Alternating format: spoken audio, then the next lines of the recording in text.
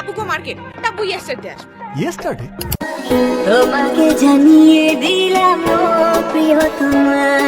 আবারও নতুন করে সাকিব ও ইদিকা জুটি, অনেকেরই এই জুটি পছন্দ, তাই এই ভিডিও করা। প্রিয়তমা ছবিতে জুটি বেঁধেছিলেন ঢাকাই ছবির নায়ক শাকিব খান ও কলকাতার নায়িকা ইদিকা পল। বরবাদ নামে নতুন আরেকটি ছবিতে জুটিবদ্ধ হয়েছেন তারা। ছবিটি পরিচালনা করবেন ছোট পর্দার পরিচালক মেহেদী হাসান। এই পরিচালকের এটি হবে তার প্রথম সিনেমা। আশা করা যাচ্ছে বরবাদ সিনেমাটা হিট হবে, সুপার ডুপার হিট হবে। আমি বরবাদ সিনেমা দেখার অপেক্ষায় রয়েছি। আপনারাও কি অপেক্ষায় রয়েছেন? আসলে শাকিব খানের ছবি মানেই hit, super duper hit, blockbuster. আর মেগাস্টার শাকিব খানের সাথে রয়েছে ওপার বাংলার নায়িকা ইদিকা পল। সত্যি সিনেমাটা অনেক ভালো হবে আশা করা যায়।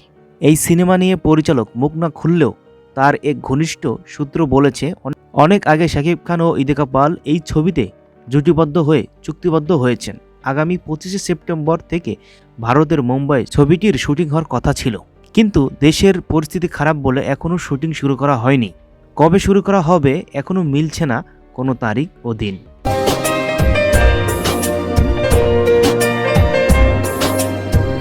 পরিচালক মেহেদী হাসান হৃদয় শাকিব খানকে এই ছবির গল্প শোনান। তা শুনে মেগাস্টার শাকিব খান রাজি হয়ে যান, কারণ এত সুন্দর গল্প তিনি মিস করতে চান না। গল্প পছন্দ হয়ে যায় শাকিব খানের। পরে হৃদয়ের ছবিটি তৈরির যাবতীয় পরিকল্পনা পছন্দ হলে শাকিব খান রাজি হন। জানা যাচ্ছে 25 সেপ্টেম্বর থেকে টানা 45 দিনের শিডিউল দিয়েছেন শাকিব খান। মুম্বাই ও বাংলাদেশ মিলে শুটিং হবে। ছবির আরও শিল্পীদের নাম কিছুদিনের মধ্যে পরিচালক নিজ থেকে জানান দিবেন। শাকিব খানের নতুন সিনেমা বরবাদ এর কাহিনী কেমন হবে কিছুটা আমরা আন্দাজ করতে পেরেছি।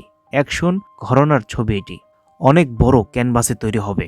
আরেকটি সুখবর আছে আপনাদের জন্য, ঢাকায় সিনেমার হলেও দুই বাংলা থেকেই শিল্পী কলা কৌশলী থাকছে এই সিনেমাতে।